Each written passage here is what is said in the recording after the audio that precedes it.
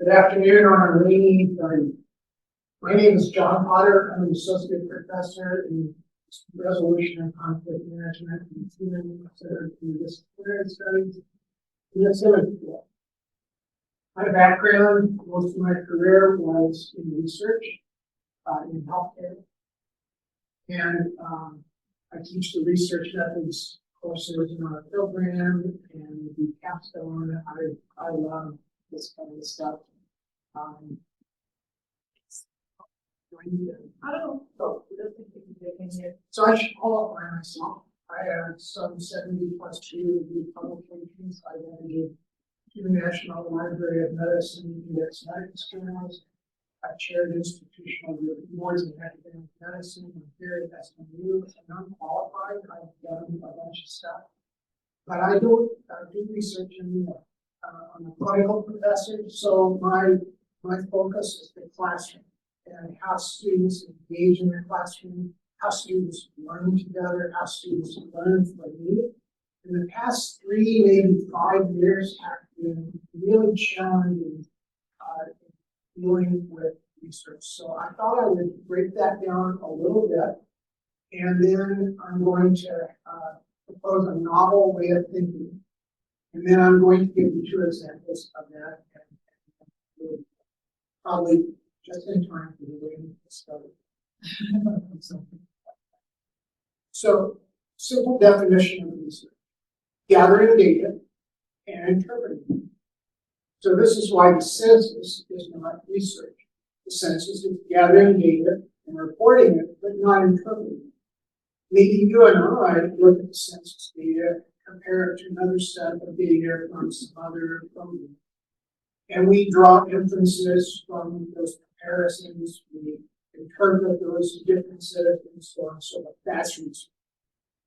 In the modern world, in higher education, there's scholarship in research. So research we just talked about. So research is either a bunch of words or a bunch of numbers or a combination. So an easy way to think about this: qualitative research is all about words. Quantitative research is generally all about numbers, and then there's a mix of scholarship is a different thing altogether.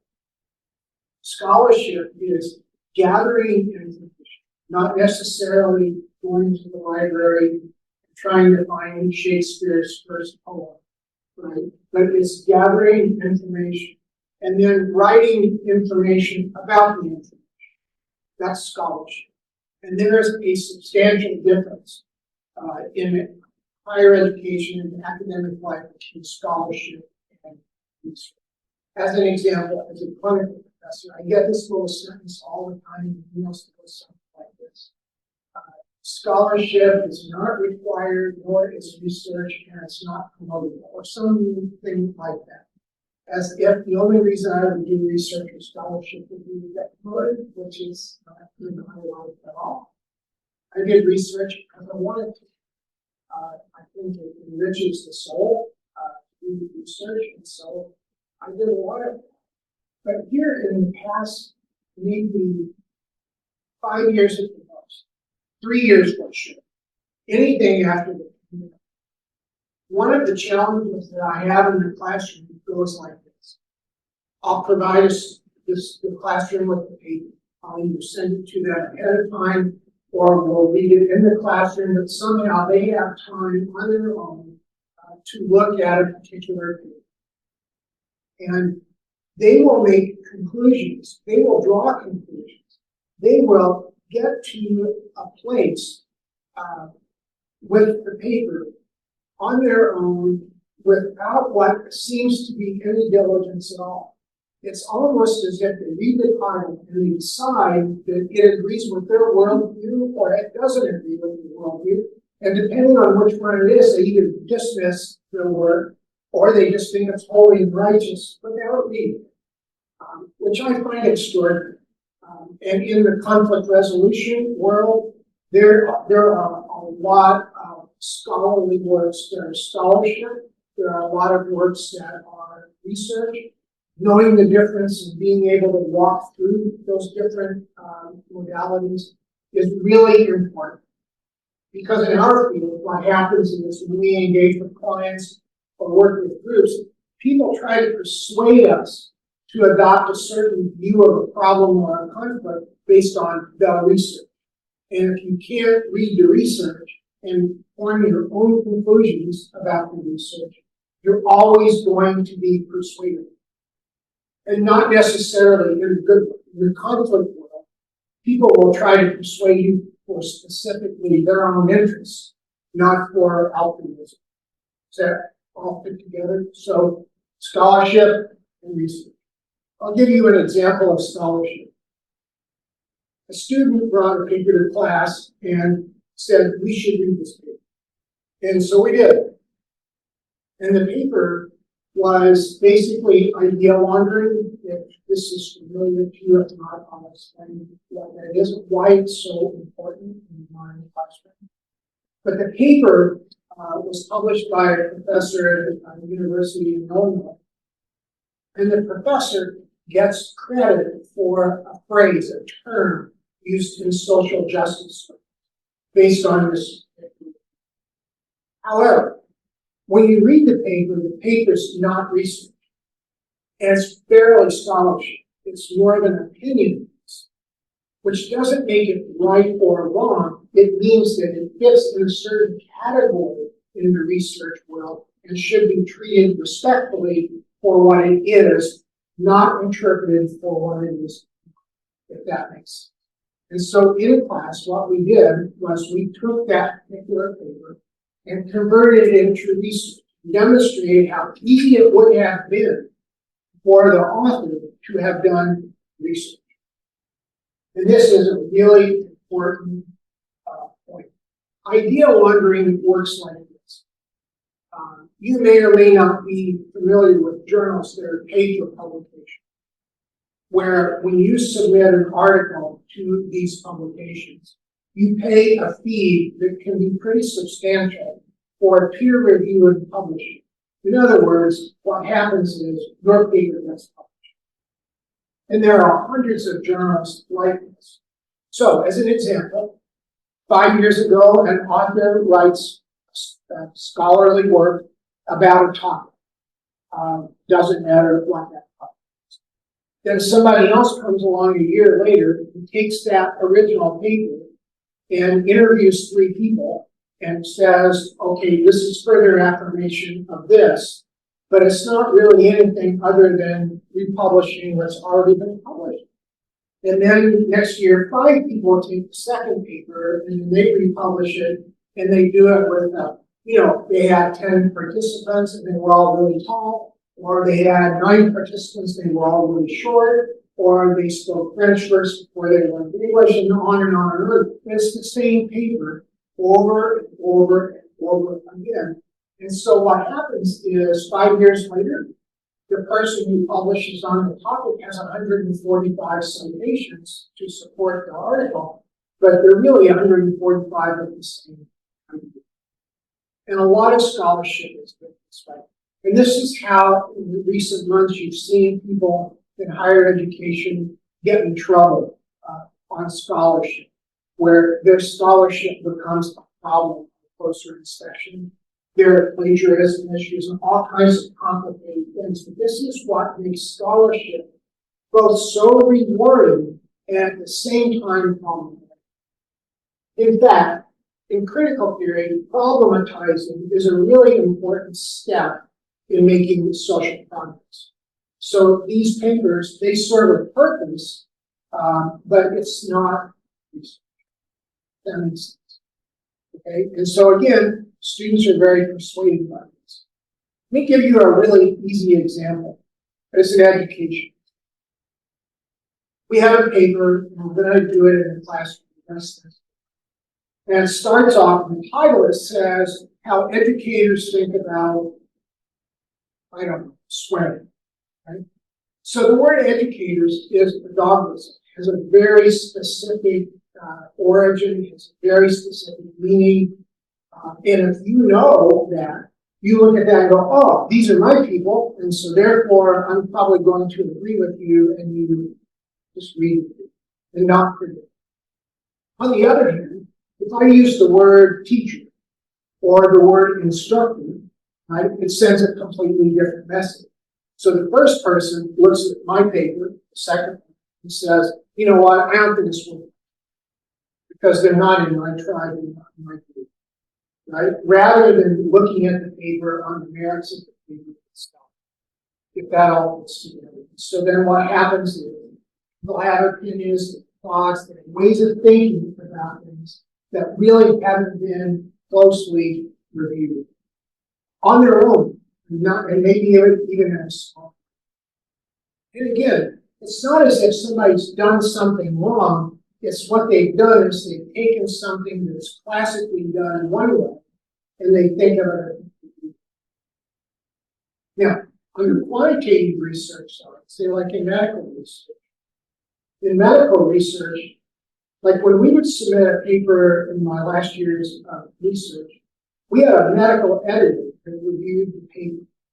And the reason the medical editor did that was to make the title catchy, or to make the abstract more clear for non-English speakers, and so on and so forth.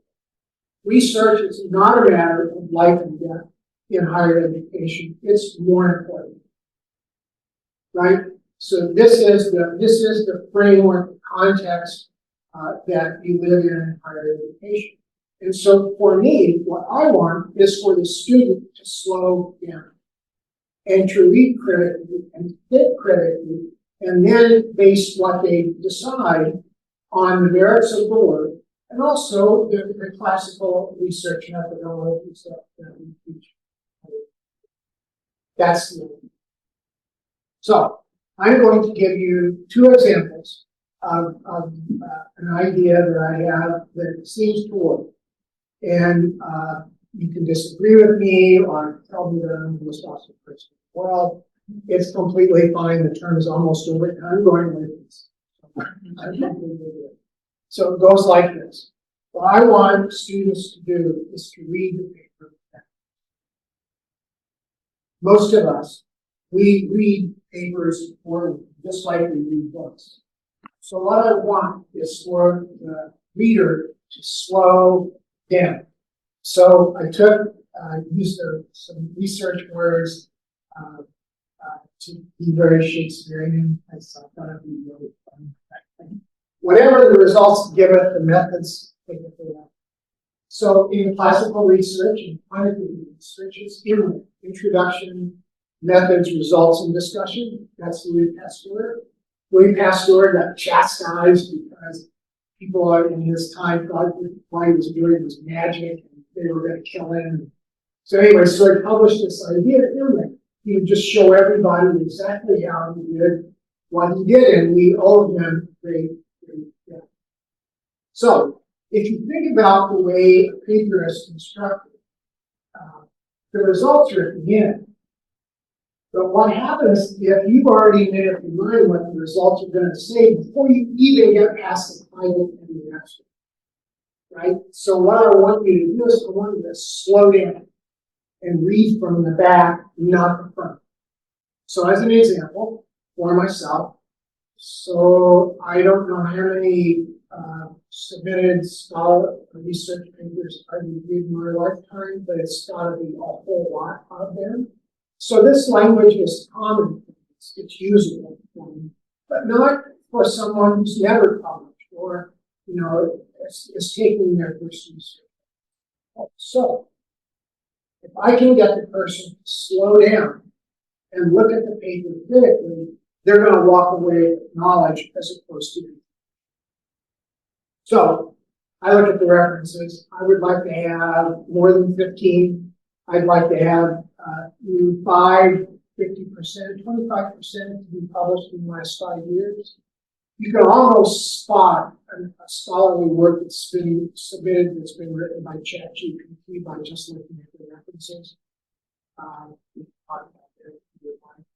And then read backwards. So start with the results, then move to the discussion, then move to the methods. So whatever happens as you slow down to read the paper, by the time you get to the methods, you look at the methods and think, uh-oh, I didn't know they did it this way. I don't think the conclusions, the results, match what the methods were intended. If that makes sense. All you have to do is just slow, you know. Okay, so that's my idea. And it works for qualitative research, quantitative research. It works for scholarship as well. Like, I'll give you an editor's secret. When you look at the discussion in a quantitative research, you can tell in 15 seconds whether or not the paper had major revisions required before publication or minor revisions before publication. And it's a great trick. So it works like this. Major revisions mean you submitted your work. Reviewers want you to rewrite the paper and they want to see the paper. Minor revisions, on the other hand, are one reviewer says, there's a better term for this word, it's this, or the author's forgot about this publication, those kinds of things. I don't need to see the paper again. The editor can make the decision on this. So, minor revisions are always at the end of the discussion. Always, 100% of the time. The reason is it's the easiest place to add something to the paper, not have to reorder it anyway. Make sense? Major revisions are always in the first paragraph in the discussion, and the reason is the authors are so angry that they have to resubmit it again that they fight the battle right at the beginning. So it's a real simple, cheap job mind trick. All right, so I'm going to walk out 2 papers, and I'm going to demonstrate this idea of reading scholarship or research. So the first one, I'll just hold it up, and I'll be happy to provide you with a copy of this. One was published yesterday, and it's about detecting age-related macular degeneration with a specific diagnostic test. And the authors compared 3 different modern tests and made the determination that they were not covered.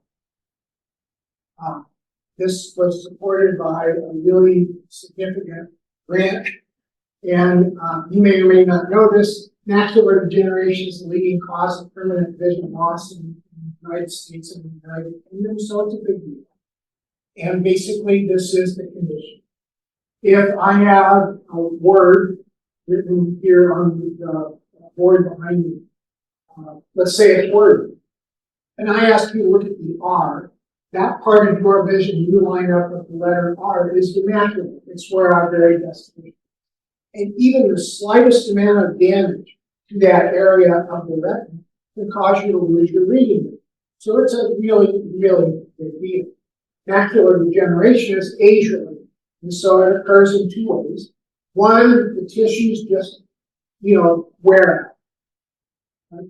And then the other is, as the tissues wear out, new blood vessels grow into that area, and because they're new, they leak fluid and then vision is lost. Does that make sense? Those are the 2 kinds of macular degeneration. I know a lot about this. I mean, I've published a lot of papers on this. I designed the tests for this. I won a scientific award for publishing this. I mean, I know this area really well. And so when I look at this paper, I read it from front to back. And I have knowledge, right? So I'll read it, and I'm looking particularly at the methods. And then I'm looking really carefully at the discussion, the results, and so forth. And it's a great paper. It demonstrates that the tests that are available, they don't work. But there's a reason they don't work. And let me elaborate on that briefly. And I hope that will be helpful. So in chronic diseases, we have screenings. And those tests are designed for a very specific purpose, and that's to prevent loss. Correct, right? So if somebody's got stage 4 lung cancer today, and they go see their primary care physician, there's really not a lot the primary care physician is going to be able to do, other than to refer the patient to an oncologist. the person has a disease, the disease has a name, and the disease is sick. Moving a little bit the other direction, there is a place where there's a preclinical phase of disease, where a person has symptoms, and if you had the right test, you could detect the problem. So the detectable preclinical phase of disease is a big deal. In most screening, like this particular test, it's all designed to do that. Okay, so stick with me for just a second. Imagine you go to your primary care physician, and your primary care physician says, "Hey, you know what, John? It's been a long time since I've seen you. How are you doing?" "Well, I've got high blood pressure." "Oh, you do? Anybody in your family have high blood pressure?" "Yeah, you know, my father died when he was 85 years old, and he died suddenly at this bowling alley in this little town, you know." And then the clinician backs up and says, "Oh, have you ever had a calcium CT test?" I'm like, "I don't know what it is." And then I get the calcium CT test, and my score is 16, which means automatic spin. Now, I don't have any symptoms, right? So this test is in the detectable preclinical. Make sense? That's the idea. So a paper like this, it's not difficult for somebody who's qualified, has some reasonable experience, to go front to back. It's easy for me to do. And I enjoy the paper. I know one of the authors reasonably well, and I sent a nice email. This particular journal, it's JAMA Ophthalmology, has an impact factor of 8. Then in medicine, 8's like okay. The New England Journal of Medicine has an impact factor of something like 48 or 50. But here the real deal to get published in the New England. Anyway, so that's something that somebody who does this a lot can do and do. And it just was published. The day before that, there was a paper published in a pretty well-known publication in the United Kingdom, the British Journal of Sports Medicine. The British Journal of Sports Medicine is probably the most highly regarded sports medicine journal in the world. Its impact factor is 18, 2.25 times that of the JAMA. Here's the paper. Strength, power, and aerobic capacity of transgender athletes, a cross-sectional study. So in the year 2024, if you want to start a forest fire, all you have to do is just use the word. You are either an advocate for or repelled by or someplace in the middle on this topic. So it has lots of social implications. And so a lot of people would look at the title of this and they would go, "Oh my gosh, what is that going to say? I want to read it," and they'll read the abstract, which is completely fine. This is the way we humans are. Now, let's say that you're affirming and you read this and you go, "Oh my gosh, this is so awesome, I'm going to send this to all." Or you're not. And you look at this and you think, "Oh my gosh, this is the most awful thing in the world." And you make it political. You don't look at the paper. You don't read the paper. So, if you read the paper, here's the premise of the question. Conclusion. While longitudinal transition studies of transgender athletes are urgently needed, these results should caution against precautionary bans of sports eligibility, exclusions that are not based on sports-specific research. And here's the idea. The idea is that what the authors found is in all the capabilities of biological male or biological female athletes. If you look at all of the different factors, some of them make it easier for a transgender female, transgender woman, to be successful in sports, or become one way or the other. And the idea here is what's called problem testing. So what you do is you say, this happened in the classroom quite a bit, that's happened to some of you. It goes something like this. Some hot topic comes up that people disagree. And somebody will say, well, it's complicated. And I bet you've heard this. And so for quite a long time, I said something like, yeah, it is. Something. I quit doing it. So what I'll say now, when someone says that, I'll say, for whom? For whom is it complicated? Is it complicated for you? Is it complicated for doctors? Is it complicated for the truck driver who delivered the Amazon today? For whom is it complicated? Because complicated, saying that it's complicated is problem. Okay, so that's the other. That's the paper. And the paper published 3 or 4 variables, and they had 200 plus subjects, participants. And the paper ends with a classic thing that is in minor religion, and that is further research. And that's where the abstract gets rewritten. That's where the discussion gets modified. And in fact, that's what it is. So the idea here is whether I agree or disagree with a hot button issue, maybe a social justice issue, or a complicated issue in physics, or something like that, I still owe it to myself and to the authors to read the work that's been published critically. And when you do that, when you do that, you go, oh, maybe my opinion hasn't changed, but maybe my insights are wrong, right? Or maybe I look at it and think, oh my gosh, my research team, if we did this, we would provide more information. That's the idea. So I sent this paper to 3 or 4 of my colleagues in the previous lifetime and said, what do you think about this? And 2 of them sent me another article that was published in the end. This is the way the research world works, right? It's all about one-upping the other person. Yeah? So here's the title of this paper. This was published in January. The International Olympic Committee Framework on Fairness, Inclusion, and Non-Discrimination on the Basis of Gender Identity and Sex Variations does not protect fairness or female athletes.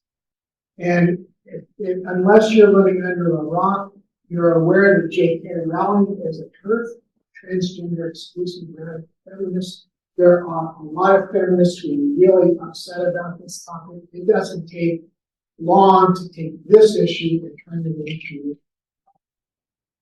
But the authors did something that you have to do in the year 2024 if you want to persuade me. Show it to you. They have a diagram that they produced using a website called biorender.com, which has got to be in the island some. And they listed all the advantages that male to female athletes have over female athletes. All of them. Right? And in the modern world, remember I told you about how people don't read? They read the title. They look for the words that agree with them, and then they go, yeah, this is great. Right? But here, the most memorable part of this paper is this diagram. This diagram is like off the charts. It covers like every imaginable thing you can think of, like grip strength and all kinds of stuff like that. And so in many respects, this actually takes away from the merits of the research. Because the research looked at, again, 3 or 4 or 5 variables, not every single one. But when they did their review, this is like it. That's the idea. And so think of it this way. A lot of modern research, if you're really clever, is like a TikTok video. You just want that 30 seconds of whatever is so spectacular, right, that the reader or the viewer picks up on. Again, the only way I can think of for myself to help a student learn research and to learn how to critically think about research is to slow them down. And the way I slow them down is to make them read it. In fact, I have a really great friend who has a PhD in social work, and he's written 8 or 10 really great books in the conflict resolution world. He's retired now, and I don't think he'll write any more books. But half of his books are classics. They're used in probably every program in North America. So, in class, what always happens is a student will say something like this. They'll say, gosh, this guy's really wordy, and it takes a really long time to read the chapter, and I'm not sure I got the main idea out.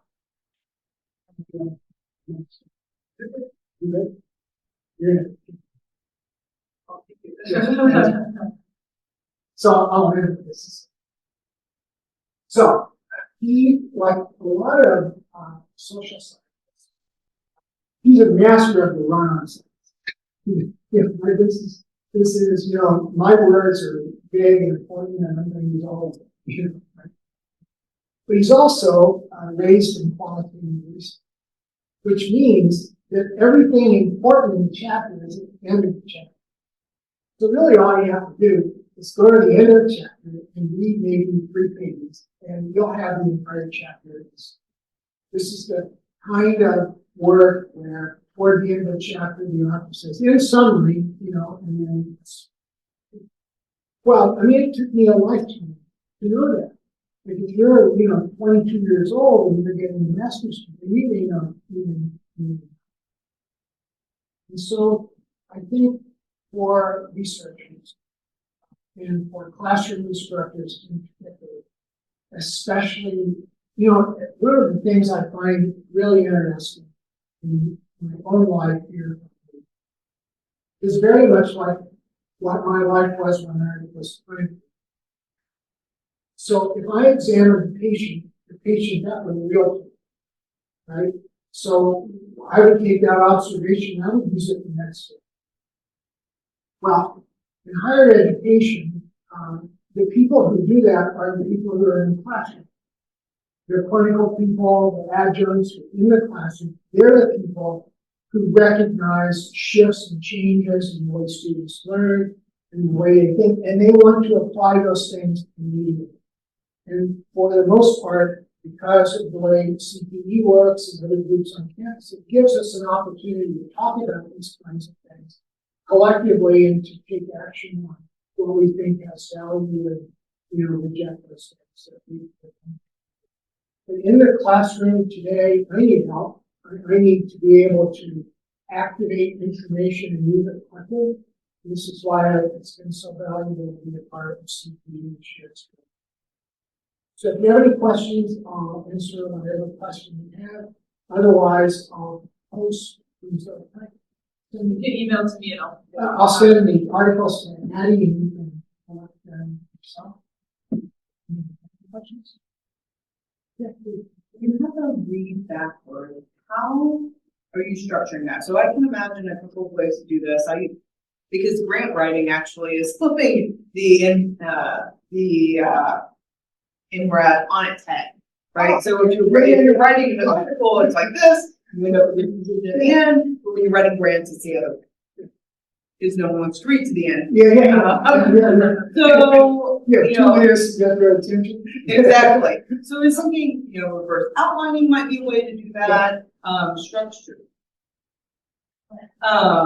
Maybe handouts are a way to do that where they're identifying different things. How do you maybe in the real nitty gritty of getting them to read back?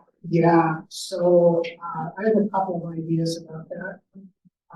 One's an old one, really old idea. Back in the day when we were doing a lot of research, we had this litmus test. There was a woman who was in maintenance in the building that we were in. Her nickname was Jade. Her real name was Myrtle, and she hated that. Her last name was Jacob, so depended on. And we had this litmus test. And the litmus test was, if we couldn't explain our research paper to her in 1 or 2 sentences and have her say, oh, I think I get it, right? Then we need to rewrite it, right? And we would rewrite it until, and we didn't do this all, like, we didn't go back. We would really think about how to get that first sentence, the title, right. And so I think almost everybody wants to, like in a grant, make a great declaration right from the beginning, with all the code words and all the technical stuff. It's either a really big run-on sentence or it's this really awkward paragraph where people find 6 weeks to get it a certain way. Whereas actually, for everyone, if you just think about why it is that you buy at Walmart this thing you don't need, right? It's because the sign that's over the product is the right color and the price is right, and they've got that thing where you get to buy 2 for the price of 1. Even though you don't even know what the price of 1 is, you get 80, right? So I think, like the way I think about this is, the first sentence or 2 is the most important part of the program. It's got to be written at maybe the 6th grade, 8th grade level that anybody can read it, where the reviewer could read it while they're having coffee and picking up their kids from kindergarten. I just think we want to prove to everybody how smart we are, when in fact that's not what the reader wants. The reader just wants to know what he wants. So yeah, and then here's the second. Oh, I was gonna say, so when you have an article in class and you're asking them to read backwards, what are their, I guess, deliverables to you to know that they're doing that backwards? Yeah. I'm getting older now. I want things to be. So like I might say, just to read this, right? And so I just, I can tell what she's done. And so I'll just ask her questions, what did you learn? And really simple. Like maybe she says, why not this and this? And you say, oh, but you missed that, right? So I don't have to teach anything, right? You learn from each other.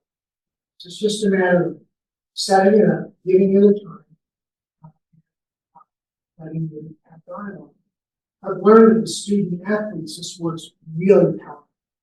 So what I'll do is I'll ask student athletes to get together in a small group and read together.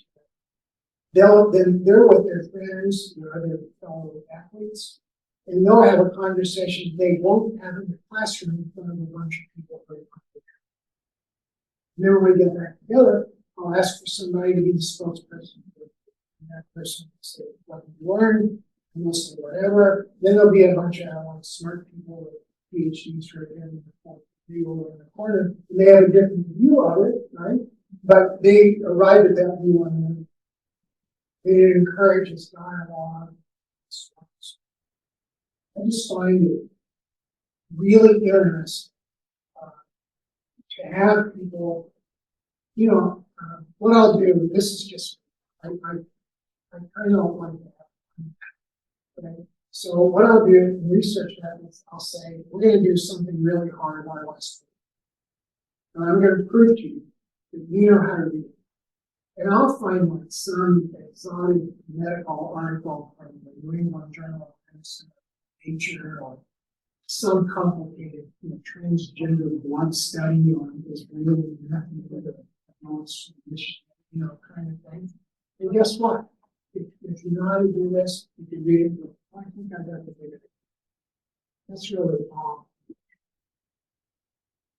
So, do you have any other questions? Well, I did have a question, and I know this is a CTE event, but I attended more from a student perspective because I'm a beginning researcher myself now. And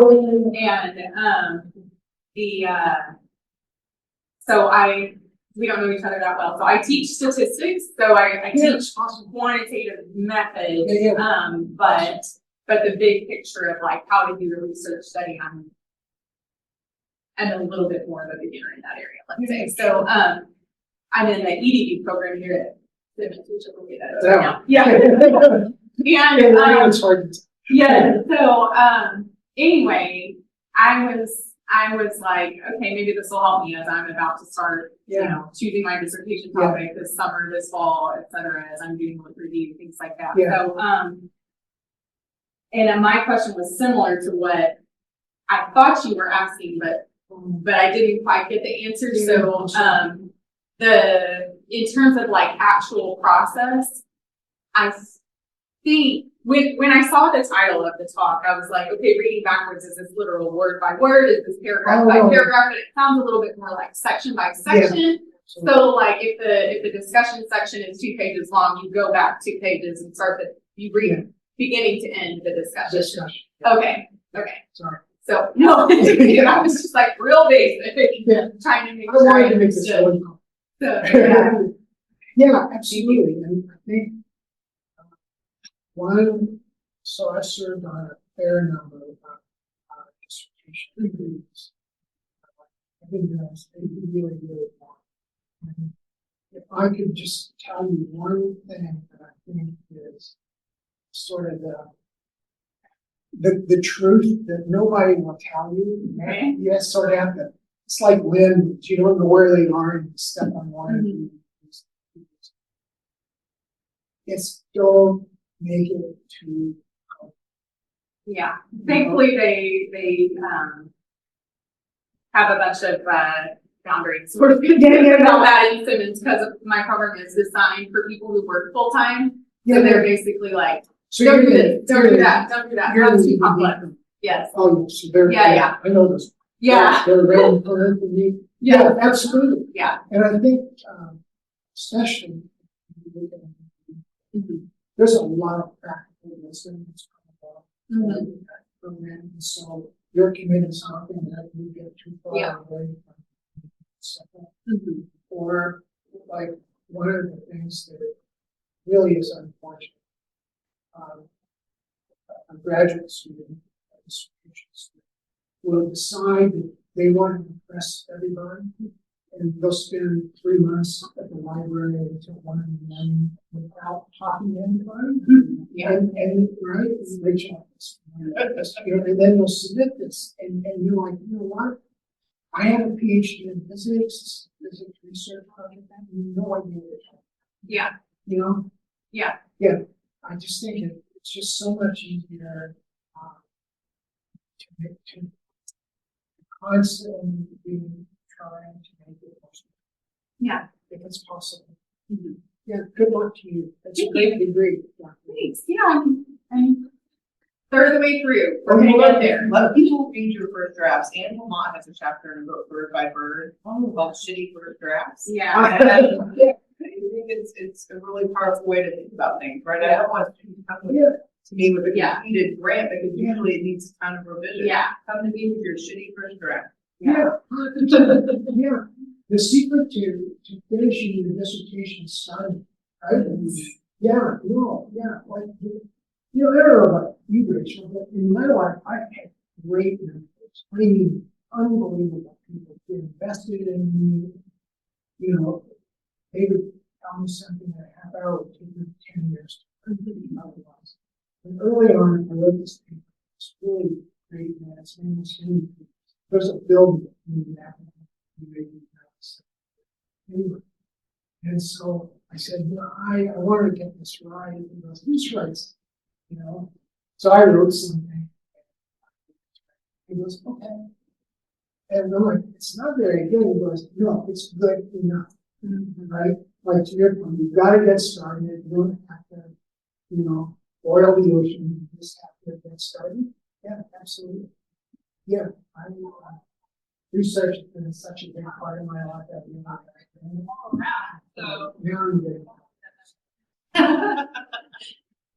Thank you so much for having me.